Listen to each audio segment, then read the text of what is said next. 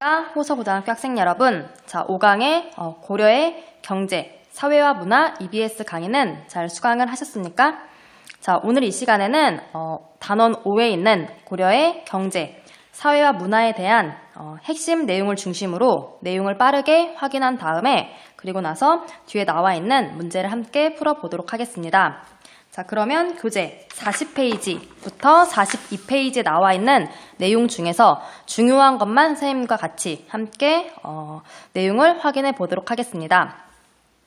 자 그러면 40페이지부터 보도록 할게요. 자 40페이지 중에는 1. 고려의 경제에 대한 설명이 나와 있는데 특히 토지 제도에 밑줄을 좀 쳐줄까요? 자 토지 제도라 해서 관료한테 월급으로 줬던 땅에 대해서 나와 있는데 자 관료한테 월급으로 줬던 땅이 태조 왕건 시기 때에는 역분전이라고 해서 역분전이 지급되다가 다음 시기부터는 전시과라고 해서 전시과라는 명목으로 전지와 시지를 관료들한테 월급으로 지급을 하고 있었습니다. 자 그래서 자료 플러스에 보면 전시과에 대해서 사료가 나와 있죠. 자, 그 밑에는 전시과에 대한 설명이 나와 있는데 같이 보도록 할게요.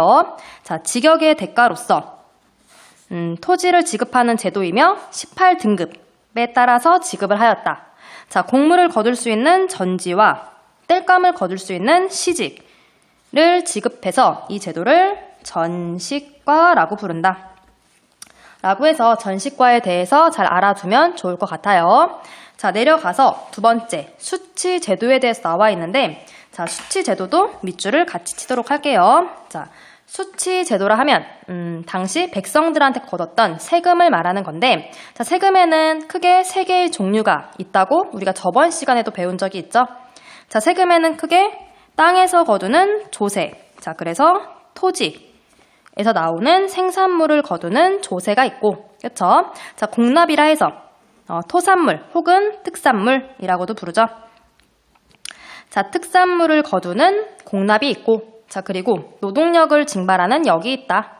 자, 여기에는 크게 요역과 군역이 있다라고 해서 수치 제도는 저번 시간에 통일신라 때에도 배웠던 내용이니까 같이 이제 그때의 내용을 같이 기억하면서 다시 한번 확인해 주면 좋을 것 같아요. 자, 내려가서 이번엔 농업의 발달이라고 해서 농업 부분을 볼 건데, 자, 농업의 발달이라고 해서 이 부분은 같이 밑줄을 쳐보면 좋을 것 같아요. 자, 2년 3작이 보급되었고, 또한 고려 말에 일부 지역에서는 모내기법이 보급되었다. 또한 원으로부터 농상집요가 소개되었다. 까지 밑줄. 자, 그럼 내용을 하나씩 볼게요. 자, 2년 3작이 보급되었다. 2년 동안 3개의 작물을 보급할 수 있었다. 3개의 작물을 농사 지을 수 있었다. 라는 뜻이고요. 자, 고려 말의 일부 지역에서는 모내기법이 보급되었다. 자, 밑줄. 자, 모내기법. 다른 이름은 이양법이라고 부르죠.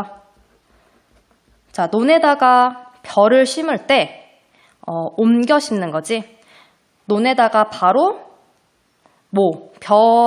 씨앗을 심는 게 아니라 모판에다가 모를 길러서 그것을 다시 논에다가 옮겨 심는, 그래서 옮겨 심었다라고 해서 옮길이, 그 다음에 씨앗 앙자를 쓰고 있어요. 씨앗을 옮겨 심는 방법, 모내기법이라고 해서 고려 말에 일부 지역에서는 모내기법이 보급되었다. 자, 모내기법이 전국으로 확산되는 것은 조선 후기이다. 라고 해서 그 내용도 같이 기억해주면 좋을 것 같아요. 자, 내려가서 자, 원으로부터 농상집요가 소개되었다. 자, 원으로부터 농사와 관련된 책이에요. 농상집요를 들여왔다. 그래서 고려에 소개했다. 자, 요거와 대조적으로 하나 더 기억을 하면 좋을 것 같은데, 자, 조선시대가 되면 우리가 직접 농사와 관련된 책을 저술했다. 자, 그래서 조선시대가 되면 농사직설이라고 하는 책이 보급되었는데, 자, 농사직설은 조선 세종대왕 시기 때 만들어진 책이에요. 자, 그 전까지는 중국에서 만들어진 중국에 있는 농법을 바탕으로 쓰인 농상집요를 고려가 가지고 와서 이 책을 바탕으로 농사를 지었다면, 조선시대가 되면 자, 우리 풍토에 맞는 농사법을 잘 정리해서 책으로 만들었다. 농사직설 두 개를 비교하자. 자, 됐죠? 넘어가서 네 번째 수공업의 발달은 그냥 보시면 돼요. 자, 고려 전기 때에는 국가 주도의 관청 수공업이 유행했다면, 자, 고려 후기 때에는 민간 수공업이 발달했다. 라고 해서 내용 확인해 보시면 되고, 자, 다음 상업도 마찬가지예요. 자, 눈으로 한번 확인해 보면 되는데, 자, 다음 페이지 넘어가서 41페이지에 중요한 게 있어서 여기는 밑줄을 좀 칠게요. 자, 고려의 화폐라 해서 은병활구의 밑줄. 자, 요거는 잘 기억을 해두시면 좋을 것 같아요. 자, 모의고사와 수능에서 가끔 출제가 되고 있는데, 자, 고려의 화폐 중에 은병은 좀 독특한 형태를 띠고 있어요. 다른 것들이 오늘날 동전의 형태를 띠고 있다면 은병활구는 말 그대로 병이야, 병. 병처럼 생긴 하지만 화폐로 쓰인 고려시대의 화폐이다. 라고 해서 화폐는 좀 기억을 해두시면 좋을 것 같아요.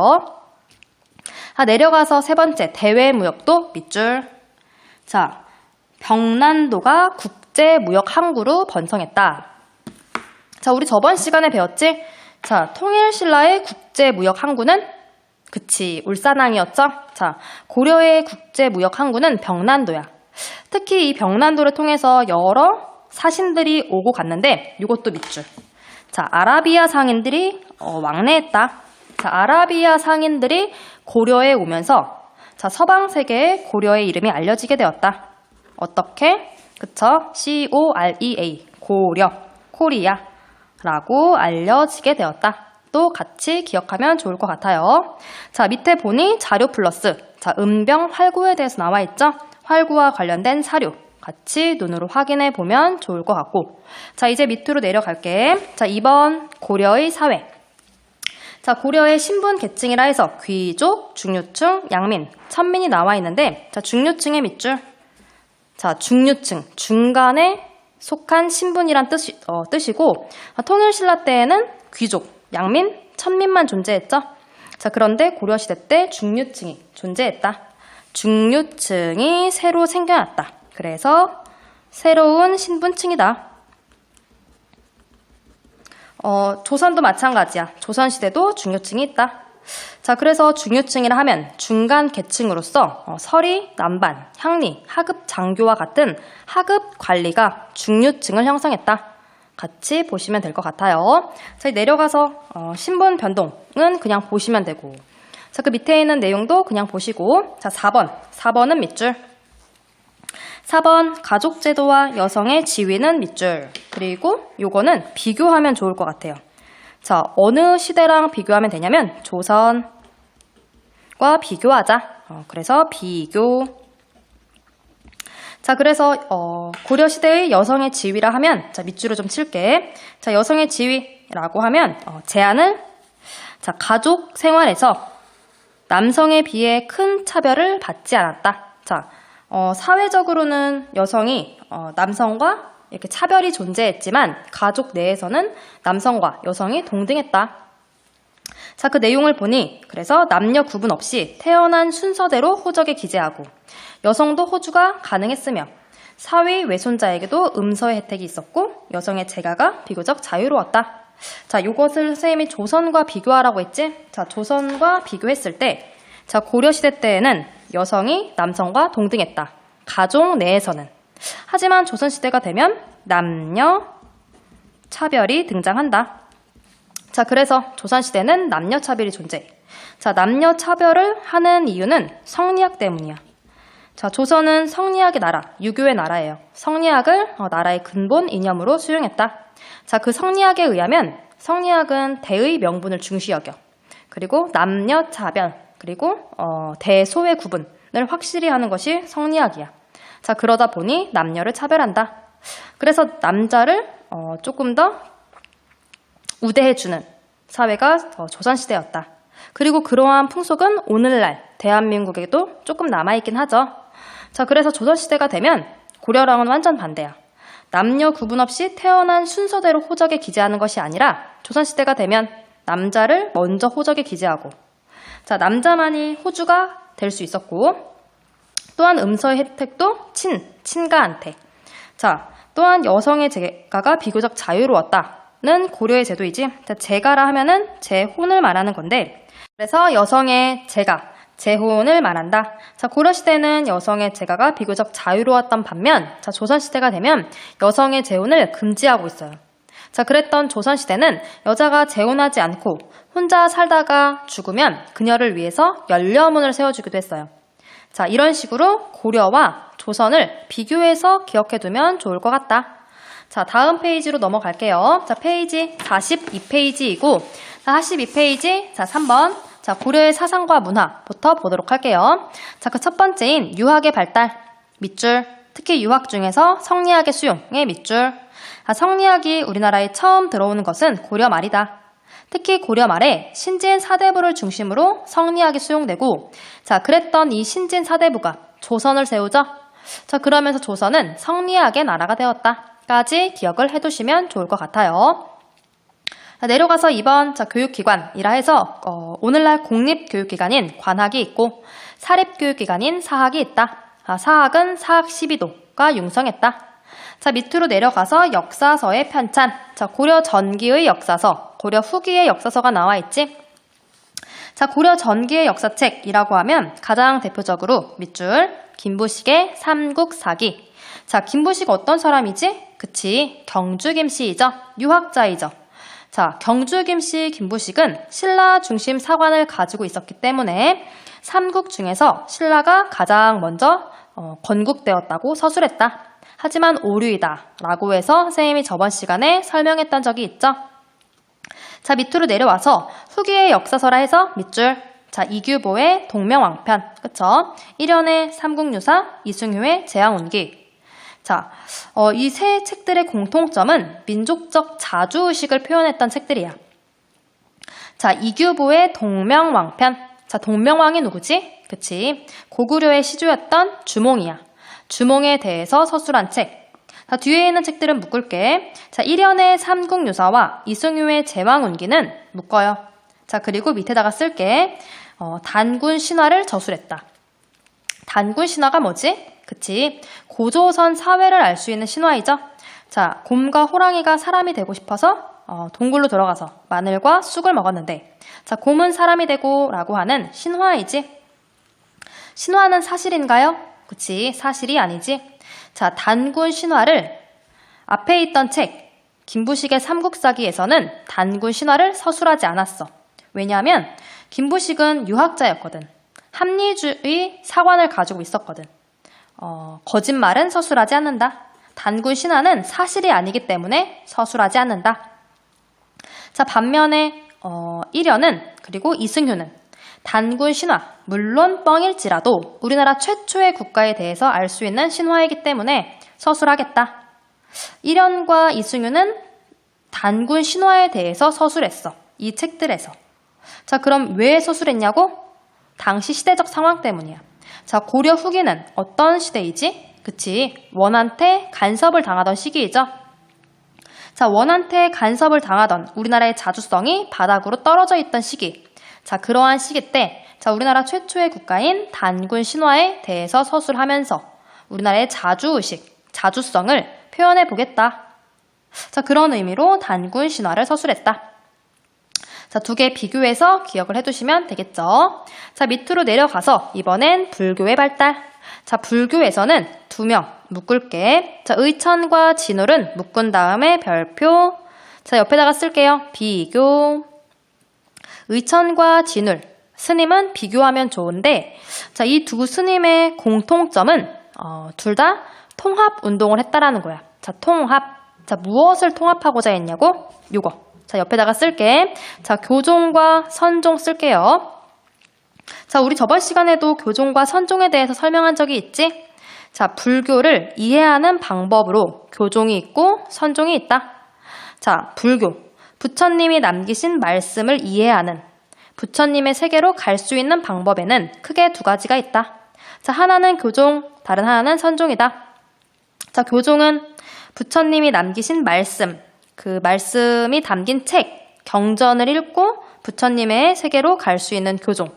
있는 반면 선종은 경전을 읽지 않아도 스스로 수행을 하고 실천을 하면 부처님의 세계로 갈 수 있다 라고 하는 선종이 있어. 자, 그랬던 교종과 선종이 고려시대가 되면 치열하게 다투기 시작해. 자, 그러한 과정 속에서 의천과 진울은 교종과 선종을 통합하고자 했다. 자, 그랬던 의천 볼게요. 해동 천태종을 창시했고, 자, 그리고 이러한 천태종이라고 하는 사상 안에는, 자, 볼게. 교종 중심으로 선종을 통합하고자 했다는 의천이야. 교종 중심으로 선종을 통합하고자 했다. 자, 반면 진울 볼게요. 진울은 선종을 중심으로 교종과의 조화를 추구한다. 선종을 중심으로 교종을 통합한다는 진울이야. 진울이 만든 종파 옆에다가 쓸게요. 조계종을 창시했다. 의천은 천태종, 진울은 조계종. 또한 각각의 스님들이 가지고 있던 사상을 보면 의천 같은 경우에는 옆에다 밑줄 교관겸수. 자, 교리탐구와 실천 수행을 모두 중시했다. 교관겸수. 자, 진울 마찬가지예요. 자, 도노점수 밑줄, 정해쌍수 밑줄. 자, 위로 올라갈게. 자, 도노점수와 정해쌍수에 대해서 나와 있죠? 그쵸? 도노점수, 정해쌍수도 마찬가지야. 교와 선을 함께 공부해야 한다. 교선, 함께 공부하자. 자, 그래서 두 스님, 비교해서 기억할 수 있겠죠? 자, 이제 밑으로 내려갈게. 대장경의 간행. 자, 대장경이 뭐지? 그치. 부처님의 말씀을 대장경판에 써놓은 거죠. 자, 대장경이라 하면 크게 두 가지가 있는데, 밑줄 초조 대장경. 그렇죠? 그리고 그 밑에 있는 팔만 대장경. 밑줄. 자, 대장경을 간행했다. 이 말은 우리나라 고려시대 때 이민족이 쳐들어왔고, 그 이민족이 쳐들어왔을 때 이민족을 불교의 힘으로 무찌르기 위해 대장경을 간행했다고 볼 수 있어. 자, 그래서 거란이 쳐들어왔을 때 불교의 힘으로 거란을 무찌르겠다. 초조 대장경. 자, 그랬던 초조 대장경이 몽골의 침입으로 불탔어. 자, 몽골이 침입했을 때 대장경을 다시 만들었어. 다시 만든 대장경, 팔만 대장경. 자, 오늘날 경남 합천 해인사에 보관하고 있고요. 유네스코 세계 기록유산에도 등재되어 있어. 자, 그래서 두 개의 대장경 기억하자. 자, 밑으로 내려갈게. 자, 도교, 과학기술은 건너뛰고. 요거 하나 볼까요? 자, 과학기술의 금속활자. 자, 밑줄 직지심체요절. 자, 직지심체요절은 세계 최초의 금속활자이다. 자, 밑줄. 내려가서 이제 문화의 발달이라고 해서 요거 하나 기억하자. 자, 고려 청자. 자, 고려시대 때 하면 청자가 굉장히 유행했어. 반면에 조선시대가 되면 옆에다 쓸게요. 백자가 유행한다. 조선은 백자, 고려는 청자. 자, 이런 식으로 기억을 해두시면 좋고. 자, 내려가서 석탑 보도록 할게. 자, 원나라의 영향으로 만들어졌던 개성에 있는 경천사지 10층 석탑. 하나는 기억하자. 자, 여기까지 해서 내용을 다시 한번 확인해 봤고요.